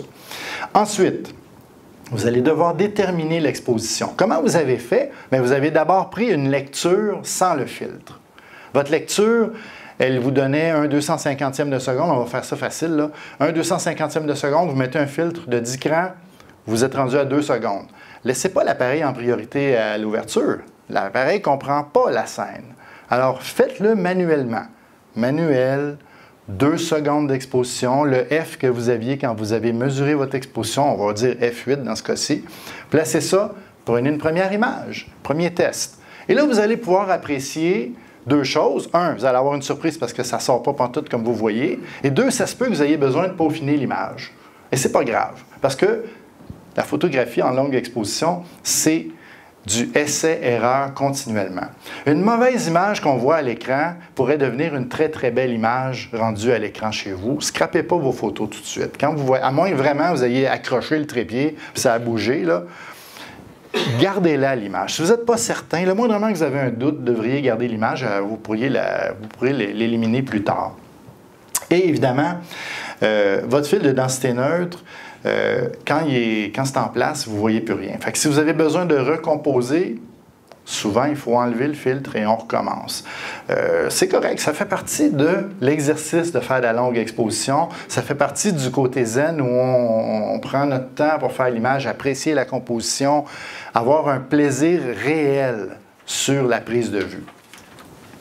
Toujours dans la section préparation, évidemment, le pose-mètre ne fonctionne pas. Je vous disais, le pose-mètre ne fonctionne pas. Il fonctionne. Il ne voit pas, tout simplement. Le fameux, moi j'aime bien cette application-là, l'application ND Timer, pour ça, je sais que je peux stacker des filtres un par-dessus l'autre. Si je ne veux pas trop me casser le coco à faire des calculs mathématiques, parce qu'on est rendu à faire des calculs mathématiques à ce stade-là, le ND Timer, pour moi, ça me sauve du temps. En chemin, on finit par les reconnaître. Je sais très bien que quand je mets 15 stops, qu'il fait beau, que je suis à F8 puis que je suis à ISO 200, je me retrouve avec une image qui va me donner à peu près 4 minutes. Souvent, là, je pars comme ça. 4 minutes, 15 stops, F8, ISO 200, go. Et après ma première image, donc mon premier 8 minutes, ou dépendant du temps que j'ai mis, je regarde ma photo, puis là, je vais savoir que je vais rajouter à peu près 1 minute de temps d'exposition. 1 minute, ça paraît énorme, hein? Mais sur 4 minutes, 1 minute, c'est un quart de temps. C'est un quart de stop. C'est pas beaucoup. Fait que plus vous allez exposer longtemps, plus les variantes entre les différents temps d'exposition vont être grands. Si vous exposez 16 minutes puis vous avez besoin d'un demi-stop de plus, c'est 8 minutes de plus. c'est fou, là. Fait que il faut y aller avec un grain de sel. C'est pour ça que je vous dis, mettez-vous pas tout de suite 32 stops de filtre devant. J'en ai qui ont essayé des choses qui se sont vite rapatriées aux 10 stops là, du premier coup. Observation, oui. Donc, je vous rappelle que la longue exposition, la réduction de bruit doit être activée. Ce n'est pas une suggestion, c'est vraiment, il faut que ça soit activé. Le viseur. Et ça, c'est l'erreur de débutant 101 et l'erreur aussi des pros pressés comme moi 101. On oublie d'obstruer le viseur. Ceci n'est valable et valide que pour les appareils de type réflexe comme celui-ci, donc les appareils qui possèdent un miroir, qui lève et qui rabaisse. Les appareils sans miroir, vous n'avez pas ce problème-là, parce que justement, il n'y a pas de système de boîte de miroir. Mais le viseur derrière doit être obstrué. Il doit. Donc, quand vous exposez, aussi court que 2 secondes jusqu'à 14 minutes, il y a une petite porte sur certains appareils qui vous permet de bloquer le viseur. Et sur d'autres, dans une boîte de carton qui était livrée avec l'appareil photo, vous aviez un petit morceau de plastique que vous avez jeté. C'est cette affaire-là que vous avez besoin. Alors, il faut juste retourner dans la boîte. Je dis, vous l'avez jeté, vous ne l'avez probablement pas jeté. Mais il est dans un petit sac de plastique. Chez Nikon, chez Canon, il vient d'emblée dans la boîte. Alors, il faut absolument placer ce petit dispositif. On enlève donc le caoutchouc. On place ça à la place du caoutchouc. Là, vous allez me dire comment je fais pour viser après. Il faut l'enlever puis recommencer. On l'enlève, on revise et on le rebloque. À chaque nouvelle exposition que vous allez faire, vous allez devoir bloquer le viseur à chaque fois. Si vous avez une casquette de baseball noire, vous pouvez aussi mettre la casquette de baseball noire par-dessus puis ça fait le job. C'est bien correct. Mais généralement, les petits dispositifs bloquent parfaitement le viseur. C'est pas une suggestion, là. Je ne vous suggère pas de faire ça. Il faut le faire. Sinon, vous allez vous retrouver avec un voile dans votre photo, puis c'est un voile qui n'est pas super agréable tout le temps, mais des fois, c'est mauve. T'sais, un voile mauve dans photo, c'est pas tout à fait ce qu'on veut nécessairement. Combien de temps d'exposition qu'il y a là-dessus? OK, je vous donne la réponse. 1/4 de seconde. Oh! C'est pas bien long, hein? En fait, vous allez comprendre que le temps d'exposition est en fonction du sujet aussi. Ça n'aurait rien donné de faire 5 minutes d'exposition là-dessus. J'aurais peut-être eu de l'eau un peu plus vaporeuse, mais ça n'aurait pas nécessairement été l'effet souhaité. Le temps d'exposition en longue exposition est en fonction de l'effet que vous voulez obtenir. Ici, j'ai un Sochit Darwin à Rawdon. Le débit d'eau est tellement élevé que juste un quart de seconde, c'était suffisant pour me donner un quart de seconde. Dans le fond, c'était ce que j'avais besoin pour créer cette image-là. J'aurais pu fermer le diaphragme d'un autre cran, puis aller me chercher une demi-seconde. Ben oui, pourquoi pas. J'aurais pu refermer d'un autre cran, puis aller me chercher 1 seconde. J'aurais pu. Mais je l'ai essayé. Puis la photo n'était pas aussi belle que celle-là à un quart de seconde. Dans ce contexte-là, un quart de seconde, c'était correct. Ici, pour le fun, regardez ça, c'est juste 2 secondes et demie. C'est pas beaucoup, hein? Là-dessus, j'ai 2 filtres. Un filtre ND8, 3 stops, plus un polarisant par-dessus. Et là, vous remarquez que le polarisant, ça devient très intéressant parce que ça me permet de passer au travers de la surface. Plutôt que d'avoir une image qui est une réflexion d'eau bête et méchante sur mes roches, je suis allé chercher de la structure dans ma roche à la place, puis des détails dans ma roche. Sans le polarisant, je n'aurais pas été capable de faire ça. Ça aurait été impossible. Alors, le polarisant, ce que j'ai fait, puis c'est par habitude aussi que je le fais méthodologiquement, c'est que je prends une première image, j'ajuste mon polarisant, je marque la position de mon polarisant. Il n'y a pas de choix. Et après, là, je n'ai pas le choix de le marquer. Hein. Puis après ça, ce que je fais, j'ai un petit crayon blanc qu'on peut trouver facilement dans des places comme ici où on fait on vend des produits de cinéma un petit peu. Là. Et ce crayon-là, c'est facile à nettoyer. Tu fais juste gratter un peu, puis ça s'enlève. Fait que je fais des petites marques sur le coin de mon filtre pour savoir que ma position, c'est comme ça. Alors, quand je revisse mon filtre, forcément, la bague a bougé. Il me reste juste à replacer où c'était, ou à peu près. On s'entend que ce n'est pas une science exacte. Hein? Alors ici, ça permet donc de passer au travers de la nappe d'eau. Même principe ici, longue exposition, fin de journée, vraiment une fin de journée. Là-dessus, il y a en fait le filtre qui est ici, qui est le filtre Eclipse, que j'aime bien, qui est un filtre de très très bonne qualité, qui n'altère ou à peu près pas les couleurs, qu'on vend ici à notre département photo. C'est un fil variable. Lui, il est en position 6 stops. Ça m'a permis d'aller chercher 25 secondes d'exposition. 25 secondes, on commence à jaser. Là, ça commence à être le fun. Pour moi, c'est juste avant la fin, la limite mécanique de l'appareil photo. Comme je vous disais, certains appareils exposent maintenant jusqu'à 60 secondes. Mais la plupart, pour le moment, exposent toujours à 30 secondes. Donc, je suis tout près de la limite d'exposition de l'appareil en temps mécanique. Mais je trouvais ça bien. J'avais de toute façon pas assez de... à cette sortie-là, à Terrebonne... C'est sûr que vous me croyez. Non, c'est à Sedona, pas Saint-Donat, Sedona. J'avais laissé, parce que j'avais transporté plusieurs sacs de photos. Ça, les compagnies aériennes m'aiment beaucoup. Moi, je transporte toujours plusieurs sacs. J'ai laissé mon minuteur dans un autre sac. J'étais tellement excité.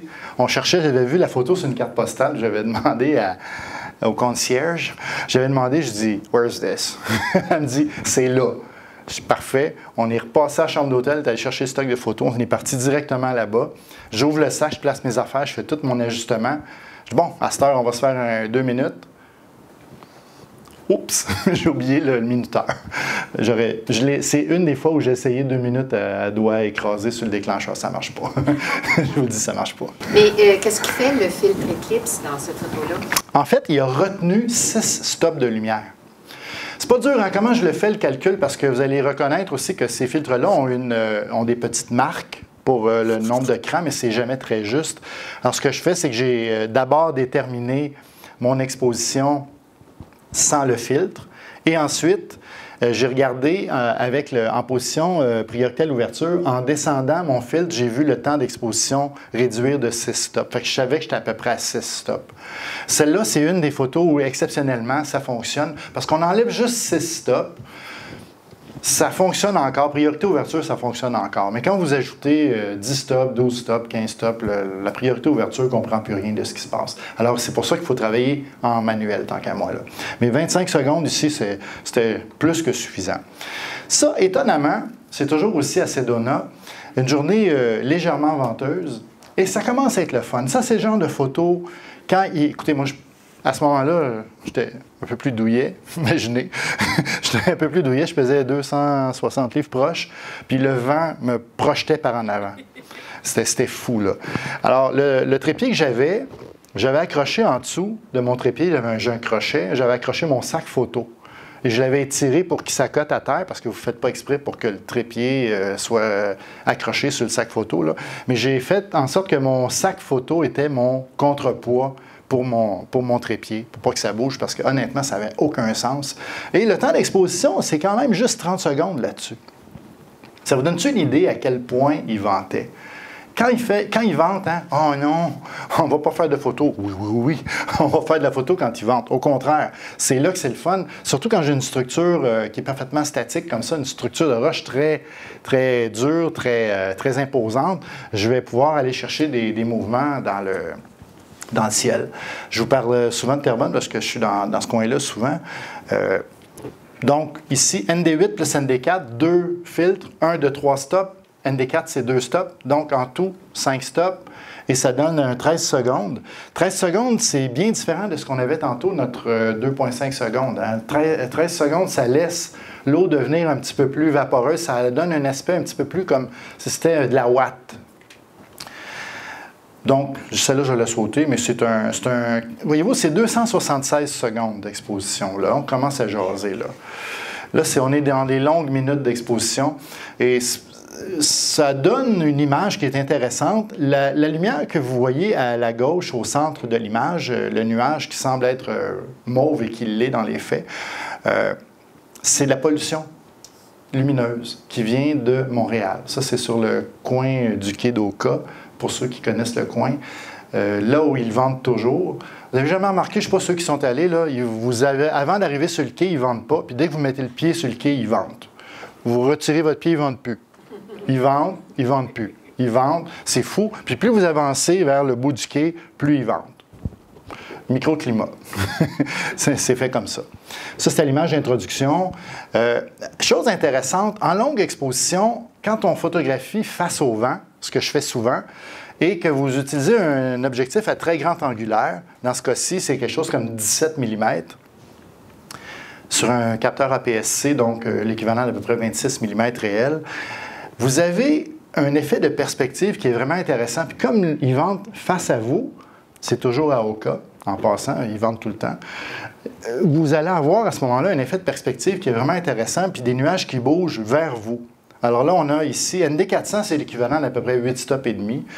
Là, vous avez un 30 secondes d'exposition, qui est la limite mécanique d'un appareil photo. Si vous voulez aller à plus que 30 secondes, il faut aller en mode B, on le disait tantôt, le mode BAW. Là, je vous mets 2 photos. Une, je vous reviens. Une sans la longue exposition, donc une photo comme on l'aurait capturée normalement, qui est correcte, tant qu'à moi, là, ce qui fait la job. Et une en mode, celle-ci donc à 1/50e de seconde, et une en longue exposition.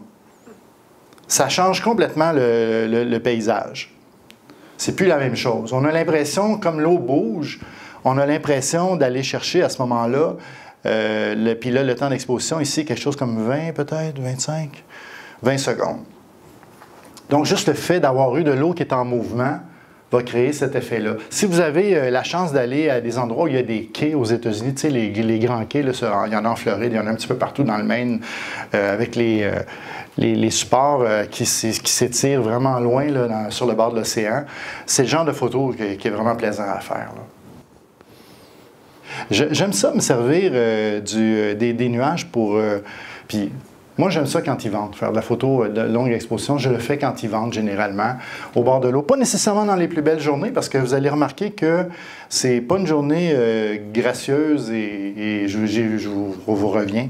C'est pas une journée très gracieuse, c'est une journée couverte où souvent on n'a même pas le goût de sortir avec l'appareil photo. Mais c'est l'occasion de sortir et aller faire des photos qui ont un look différent, justement, avec une longue exposition, beaucoup de vent, des nuages qui bougent. Là, vous avez ici un 90 secondes, si ma mémoire est bonne, d'exposition. Donc, 90 secondes, c'est 1 minute et demie.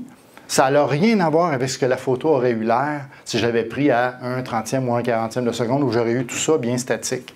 Ça aurait été beaucoup moins spectaculaire comme image. Le petit miracle dans cette image-là, je vous la montre parce que ça arrive des fois des miracles en photo, c'est que au bout du quai, il y a une jeune fille qui était installée là, qui n'a aucune idée que je suis en train de prendre la photo, puis moi, j'espère le miracle qu'elle va rester là sans bouger. Le temps d'exposition là-dessus, c'est une vingtaine de secondes. Et elle n'a pas bougé. Moi, en regardant ça, je me dis probablement que elle était en train de texter. ça bouge pas beaucoup, hein? Des ados qui textent, je sais pas si vous avez... On dirait que ça devient des meubles qui bougent. Je pourrais avoir une de ces petites choses-là chez moi. Ça fait souvent pas bouger, juste des pouces. Fait que comme elle est dos à nous, le 20 secondes s'est transformé ici dans une photo qui est vraiment le fun. Parce que sans l'élément humain, la photo est intéressante quand même. Là, on a un petit peu plus de densité dans la photo. Les couleurs sont aussi un petit peu plus saturées. Mais ce n'est pas la même image que d'ajouter l'élément humain, tant qu'à moi. Ça, c'est 30 secondes. Je vous montre ici une avec un ND1000 et un polarisant. Particulièrement, j'aime qu'on voit au travers les roches, surtout ici. Dans la vraie vie, cette photo-là, quand je la prends sans le polarisant, ce que j'ai, c'est vraiment de l'eau sur laquelle les nuages vont refléter. Fait que c'est blanc, pratiquement blanc. Fait que l'idée d'avoir un polarisant, c'est justement d'être capable d'aller passer par-dessus. Une photo à 1/320e de seconde, qui est un temps d'exposition très normal pour ce type de photo-là. Et ça donne, une idée de ce que ça a l'air. Puis la même photo faite avec 10 secondes d'exposition. Donc avec un filtre ND1000 et un polarisant. Donc ici, la photo, elle est faite seulement avec le polarisant. Et celle-là, avec donc un 10 stop ajouté par-dessus le polarisant. Qui nous a étiré ça à 10 secondes d'exposition. Fait que c'est le genre de truc qui est le fun à faire, à essayer. Puis on est choyé au Québec, on a des nappes d'eau, des cours d'eau, des roches partout, du vent en masse, des nuages souvent. C'est un paradis de la longue exposition, le Québec. Vraiment, littéralement. Ça, ça m'a pris... c'est un noir et blanc. Quand j'ai capturé l'image, je n'avais aucune idée à quoi ça allait ressembler. Il ventait beaucoup. On voit un petit peu plus c'est du conifère. Hein? Fait que le conifère ne bouge pas beaucoup. Ça, c'est l'autre avantage que vous avez. Un conifère, c'est très statique, plus raide en tout cas que des feuillus. Et ça élimine l'effet des feuilles qui créent le flou finalement dans l'image, parce que le temps d'exposition ici est quand même quelque chose comme 360 secondes. C'est 6 minutes, donc 12 minutes de bonheur à attendre après la photo. Puis je l'ai faite volontairement en noir et blanc parce que j'aime le rendu noir et blanc, puis je la fais dans la caméra de noir et blanc. Puis je sais que je peux le convertir par après, mais dans mon système, quand je mesure une photo, puis je la fais en noir et blanc, je calcule mes contrastes pour le noir et blanc. C'est pour ça que je fais mes noirs et blancs directement dans la caméra. Quand j'ouvre ça dans Lightroom est pas assez intelligent pour la mettre en noir et blanc, il me la met en couleur.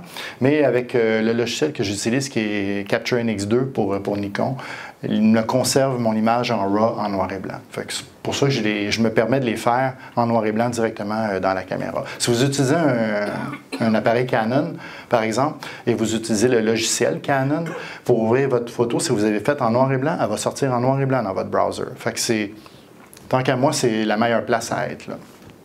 Ça, je donnais un atelier, justement, où j'essayais d'expliquer à mes jeunes, quand vous avez une structure de lumière comme ça, c'est important de garder votre sujet en contre-jour, ou tout au moins dans une portion haut contraste. Ça fait que ça permet, même si le temps d'exposition ici, c'est pas tellement par le temps d'exposition qu'on a l'effet de la photo, mais de garder le sujet quand même contrasté avec l'arrière-plan juste derrière le sujet, il y a beaucoup de lumière. Fait que ça permet d'aller jouer sur les niveaux, sur les niveaux d'émotion, d'une certaine façon, dans l'image. OK. Même principe ici, avec un long temps d'exposition, 180, donc c'est 3 minutes, quand même. 6 minutes à attendre après l'image, mais avec un résultat qui est super. Là, vous avez beaucoup de mouvements dans les feuillus à gauche. Ça fait que votre effet de vent se retrouve effectivement dans les feuilles, dans le mouvement des arbres. Fin de journée, Vieux-Port, Montréal. Là, le soleil, quand j'ai commencé à faire l'exposition, était juste en arrière de la plus haute tour. Il commençait à descendre en arrière de la plus haute tour. Puis à ce temps-là de la journée, à ce moment-là de l'année, en été, en plein été, au mois de juillet, la lumière descend très rapidement, très rapidement. Donc, le soleil se déplace. Si vous le regardez, vous allez le voir bouger. Il ne faut pas le regarder, là, mais vous allez voir effectivement le soleil bouger. Fait que le temps d'exposition que vous avez ici, qui est de 6 minutes, faites en sorte que ce n'est pas juste les nuages qui bougent, mais c'est les couleurs qui bougent aussi. C'est un ensemble de choses qui créent l'image. C'est plus juste un trip de « on fait bouger des nuages », on fait aussi bouger de la lumière et des couleurs. C'est tout ça qui est plaisant avec des longues expositions. Vous souvenez-vous, je vous ai parlé de la dame tantôt qui me demandait « c'est quoi je photographiais? » C'est ça la photo. Puis, de même, vite fait, ça n'a pas trop l'air d'avoir été fait en photo aérienne, mais parce que quelqu'un m'avait posé une question à l'exposition. Mais malgré tout, si on a un peu d'imagination, ça pourrait être effectivement des pics de roche qui sortent au travers des nuages. Là, on a aussi un assez long temps d'exposition, 3 minutes, ce que je considère comme étant un long temps d'exposition. 3 minutes, n'oubliez pas que c'est 6 minutes réellement. Hein? C'est pour ça que je disais, reviens dans 2 minutes et demie ou dans 5 minutes, peu importe, parce qu'effectivement, l'appareil est en train d'exposer. Ici, 620 secondes. Là, on commence à pousser notre lock. Puis, faut pas le plaisir là-dedans, c'est d'avoir l'image, mais en même temps, ça a pris plusieurs images pour arriver là. Parce que à 620 secondes, le 20 secondes, on s'entend qu'il ne compte pas pour grand-chose. C'est parce que j'étais tanné de l'exposition. Puis j'ai juste arrêté l'exposition. Carrément, je ne fais pas de blague là. Puis je l'ai arrêté, puis ça a donné que j'aurais pu me tromper total. Hein? Mais au bout de mon 620 autres secondes, la photo est apparue, puis j'ai fait comme « phew ». Parce qu'en chemin, la lumière a bougé, la lumière a varié, la luminosité a varié. Fait que, n'oubliez pas que si vous exposez 6 minutes, ou 3 minutes, ou 5 minutes, ou peu importe, ça se peut que la lumière change là, pendant votre exposition. Vous devez vous réajuster. Fait que c'est un 30 sous dans les airs. Ça se peut que ça marche, ça se peut que ça ne marche pas. J'étais assez content que ça fonctionne honnêtement sur celle-là, parce que je ne voulais pas me taper un autre 620 secondes à attendre. Il est toujours à peu près F8 à F11. Toujours à F8 ou à F11, je bouge rarement ces paramètres-là. Honnêtement, je le bougerais à une plus grande ouverture, puis ça n'aurait pas de sens. Parce que, à moins de vouloir juste créer un jeu d'effet de profondeur de champ, puis d'aller isoler un sujet, mais tu te ramasses avec du flou en arrière, le jeu d'une longue exposition, c'est de créer un flou par mouvement. Ça défait un peu l'idée d'aller chercher une grande ouverture.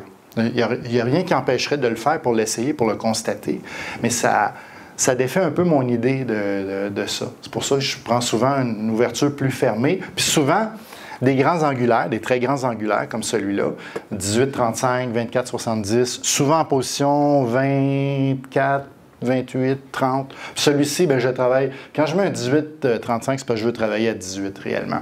Et je me ramasse avec un petit peu de vignettage à 18 quand je stack 2 filtres, un par-dessus l'autre. Oui, il y a un petit peu de vignettage d'un coin. Je vis avec ça. Je recadre un petit peu mon image, puis la vie est belle. Puis même souvent avec Lightroom, un clic sur la correction de distorsion, puis les 4 coins disparaissent. Fait que je vis très bien avec ça. Ça, c'est le fun parce que l'hiver, vous allez remarquer que l'hiver, puis ça va arriver bientôt, le mois de mars, là. Mais au mois de mars, comme là, il faisait moins 100 000 à peu près dehors. C'était vraiment ultra froid. Mais on est au mois de mars, puis on est comme, il va faire le printemps bientôt, puis tu te ramasses, puis il fait quand même moins 26 avec le vent. C'est une photo qui a été faite, il n'y avait plus de neige, c'est encore l'hiver, on est au milieu de mars à peu près, mais la lumière et les couleurs bougent beaucoup dans le ciel. Fait qu'en ayant cherché une longue exposition comme ça, justement, de plus que beaucoup de temps d'exposition, ça permet d'aller voir, comme le vent changeait de direction, ça a fait une belle vague. Je trouvais que ça faisait une belle vague de couleurs dans le ciel avec les différents nuages. Là, je vous montre 2 photos. Ça, c'est une fois dans ma vie. Je sais que je ne la referai jamais, cette photo-là. Je le sais. Et Là-dessus, la seule chose qui a été faite dans l'image, ça c'est une photo qui est en temps normal d'exposition, donc quelque chose comme 1/250 si ma mémoire est bonne. Voilà. 1/250e de seconde. J'ai capturé l'image avant de faire ma longue exposition. J'étais en train de faire quelque chose. J'ai passé la journée sur les lieux. Je suis allé manger, je suis revenu, je suis allé manger. Puis je me disais, ça ne me tente pas de m'en retourner chez nous. Des fois, tu as des bulles comme ça qui te passent, puis je ne voulais pas revenir chez nous tout de suite. Je vais retourner sur l'île des Moulins. Au pire, j'avais mon iPad, je vais aller lire sur un banc. J'ai commencé justement à lire, je regarde le monde passer. Je fais ça souvent, j'observe. Et puis, je me suis levé les yeux, puis c'est ça qui est sorti. C'est ça que j'avais dans le visage. Fait que là, je me suis dit, wow, il est rendu 8h20, 8h10, 8h20. Au mois d'août, fin juillet, en fait, 27 juillet. Cette année, l'année passée. Puis, je me disais, wow, j'ai une chance de faire cette photo-là. Juste une. Parce que si je me fais un 6 minutes, c'est 12 minutes. Puis dans 12 minutes, la lumière est partie complètement le 27 juillet à 8h20. C'est sûr qu'elle est partie. J'ai plus de lumière après. Fait que j'ai fait une shot 100 à 1/250e de seconde, puis une shot en longue exposition à 370 secondes, 6 minutes. Et c'est pas du tout la même photo. Et beaucoup de gens me demandent, mon Dieu, qu'est-ce que tu as fait dans Lightroom ou Photoshop ou whatever. En fait, la seule chose que j'ai fait réellement entre les deux photos, pour être bien honnête, ça c'est fait à main levée, clic, parce que je voulais immortaliser ce que j'allais faire. J'ai replacé donc l'appareil sur trépied, j'ai pris le temps de composer mon image, j'ai inclus dans ma composition un objet en premier plan, comme on devrait toujours faire, à gauche en bas, le quai. J'ai placé ma caméra très basse, où j'étais, parce que le quai est beaucoup plus bas que moi, où ce que moi j'étais. Il y a une dénivellation assez importante entre le quai et l'endroit où j'étais. Là, je suis à l'île Saint-Jean, pour ceux qui connaissent le coin, là. Je suis de l'autre côté de la rivière des Mille-Îles. Puis j'ai une shot que je peux faire. Puis je l'ai faite en évaluant à peu près mon temps d'exposition. Là-dessus, qu'est-ce que j'ai? 360 secondes, 370 avec un filtre 10 et un filtre 6 stop. Alors, c'est comme ça que je sais que c'est 370 secondes. Ça, c'est plus du arty-farty, c'est pour s'amuser. C'est fait à l'oratoire. Vous avez un temps d'exposition d'à peu près 1 seconde et demie, si ma mémoire est bonne, à peu près. Et tout ce qu'il faut faire, c'est un zoom-out. En plus, donc, vous bougez la bague de zoom pendant l'exposition. Ce que je fais, c'est que je laisse exposer à peu près 1 demi-seconde, puis ensuite, je commence à bouger la bague. Fait qu'avec un 24-70, ça a donné un mouvement des lumières là, qui vient par en avant. Puis en plus, les sujets bougeaient aussi sur place. Je suis sur le plus haut belvédère à l'oratoire qui vise vers le bas. Fait que les jeux de perspective, quand vous cantez la caméra vers le bas, donc en plongée, vous avez un jeu de perspective fuyant les points vers l'extérieur ou vers l'intérieur, dépendant d'où vous visez. Fait que ça a joué un petit peu sur l'effet de lumière au niveau de la perspective. Ça, c'est un effet qui est très cheesy en passant. Fait qu'un 25 secondes, là, il n'y a pas de filtre, du tout, du tout. Ça, c'est un temps d'exposition qui est normal quand on photographie la ville. On ferme un peu le diaphragme. Fermé, je vous dirais, j'étais peut-être à F8, entre F8 et F16. Peut-être F16, il y a une belle étoile en plein milieu. Hein? Fait que F16, ça fait particulièrement des belles étoiles comme ça. Si vous fermez votre diaphragme un petit peu à F16, là, ça donne quelque chose de pas mal de fun. J'aime ça, ce genre d'image-là. Lui, en fait, on peut en parler rapidement. Le filtre Eclipse, c'est le filtre que je vous montre ici depuis tantôt, et qui est aussi un filtre un peu comme un polarisant, qui est une bague qui est variable, qui bouge sur elle-même. Ça permet de mettre plus ou moins de densité sur la lumière retenue par le filtre. Donc, ce filtre-là, le seul, je vais avancer un petit peu, je dis qu'il valent entre à peu près 100$ puis 500$, dépendant de la qualité de votre filtre. Celui-ci se vend, si ma mémoire est bonne, autour de 270$. C'est quand même assez dispendieux, mais c'est au lieu d'acheter 4 filtres, vous en avez juste un qui est variable, puis que vous pouvez utiliser dans beaucoup, beaucoup d'applications, pas juste de la longue exposition. Fait que c'est intéressant. Je veux juste avancer à l'image qui est ici, où ce que vous voyez là, c'est pas Yves qui photographie au travers d'une clôture, mais c'est les limitations de ce type de filtre-là. Surtout avec un grand angulaire, quand vous placez le filtre puis vous dépassez la limite de ce qu'il est capable de vous donner au niveau du 8 stop, il va vous faire une exposition qui est non seulement inégale, mais il va aussi vous faire une espèce d'effet qui ressemble à un X. Alors, c'est pour ça que je préconise l'utilisation de filtres solides avec une valeur spécifique déjà déterminée. Ça évite d'avoir une petite frustration comme ça parce qu'on ne le voit pas. Hein? Ces filtres-là sont tellement denses que quand vous arrivez à votre 8 stop, l'effet de X, vous ne le sentez pas vraiment tant que vous ne faites pas la photo. Puis si vous avez attendu 3 minutes après ça, c'est un petit peu frustrant d'avoir le X. Alors ça, ça se peut que ça se produise. Là. Fait qu'il faut juste faire attention à votre utilisation. Je vais avancer la présentation, on va aller aux images. Donc, il y a quand même des très, très belles images à faire avec ce type de filtre-là. Ça, c'est 6 expositions en réalité. Il y a 6 photos dans la même photo. Pour pas que vous pensiez que c'est... je vais jamais expliquer quand il y a des multiplications d'images. Ce que vous avez là, c'est monté dans le logiciel Photoshop. Mais je trouvais ça intéressant parce que j'ai pris du même point de vue avec un trépied donc très stable, 6 images à intervalle d'une demi-seconde, d'une seconde chacune. Donc, c'est des expositions multiples d'une demi-seconde. C'est un petit couple qui marche. Puis il y a 6 photos, une en arrière de l'autre. Après, ce qu'il restait à faire, c'est faire des masques, puis les assembler une derrière l'autre, puis les coller ensemble. C'est relativement facile dans Photoshop à faire. Mais je trouvais ça amusant. J'aurais pas pu avoir ma demi-seconde d'exposition si je n'avais pas eu un filtre comme justement l'Eclipse qui m'a retenu à peu près 4 stops de lumière pour aller chercher ma demi-seconde, parce qu'on est quand même à contre-jour, là. À contre-jour, c'est difficile d'avoir un long temps d'exposition. Donc ici, un filtre qui m'a donné 8 stops parce que j'avais mon Eclipse dessus, mais en plus, j'avais un polarisant qui retient à peu près 2 stops aussi. Donc, j'ai l'équivalent d'à peu près 10 stops.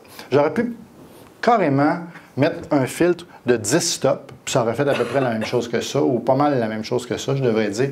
Mais j'avais décidé j'aime ça travailler avec différents filtres, j'aime ça essayer des choses, parce que en photographie, tant que tu n'as pas essayé des choses, tu ne peux pas savoir ce que ça va faire. Puis c'est correct de se planter sur une affaire ou deux. C'est la bonne façon d'apprendre, c'est d'expérimenter en photographie. Ce que vraisemblablement, j'ai pas trop peur de faire, parce que j'en manque des images moi aussi. Ici, je vous parlais des quais là, qui s'étirent. C'est intéressant. J'ai juste un 15 secondes là-dessus. J'avais juste un filtre 8 stop là-dessus avec un polarisant par-dessus. Fait que ça ne m'a pas permis d'aller chercher plus longtemps de temps d'exposition, mais je m'en mordais un petit peu les doigts quand j'ai quitté la chambre d'hôtel un peu vite. On a ramassé un paquet d'équipements, puis on s'en allait pas faire des longues expositions, honnêtement. On s'en allait juste faire des expositions standards. Puis forcément, en chemin, quand tu n'amènes pas quelque chose, tu en as besoin. Puis quand tu l'amènes, tu n'en as pas besoin. C'est ça la photographie. Hein? Fait que j'avais cette fois-là pas amené des filtres de densité neutre solides. J'aurais dû, mais je ne l'ai pas fait. Une dernière image avant qu'on se quitte, que je trouvais intéressante aussi. Un long temps d'exposition sur de l'eau, ça fait vraiment de l'eau qui ressemble à de la ouate à la toute fin. Là-dessus, vous allez remarquer, peut-être pas, mais il y a un effet qui s'appelle Silver Effects, qui est un plugin qui est dans mon Photoshop que j'utilise régulièrement. Silver Effects crée un petit effet très particulier pour les noirs et blancs. Donc, la photo était faite à la base en noir et blanc, a été corrigé en ajustant en noir et blanc dans NX2 et je l'ai ensuite transporté dans Photoshop et j'ai ajouté le plugin Silver Effects pour aller chercher les couleurs que j'ai. Mais pour vous situer, une photo à 4 secondes, à peu près du même point de vue, c'est à ça que ça ressemble. Là, celle-ci est en couleur. Fait que, entre un noir et blanc et puis une photo en couleur, des fois, il y a des choses qui sortent en couleur qu'on n'a pas en noir et blanc, mais moi, j'aime le noir et blanc parce que justement, je ne suis pas dérangé par les couleurs. C'est ça que j'avais à vous présenter aujourd'hui. Je vous remercie de votre présence, puis on se revoit un peu plus tard.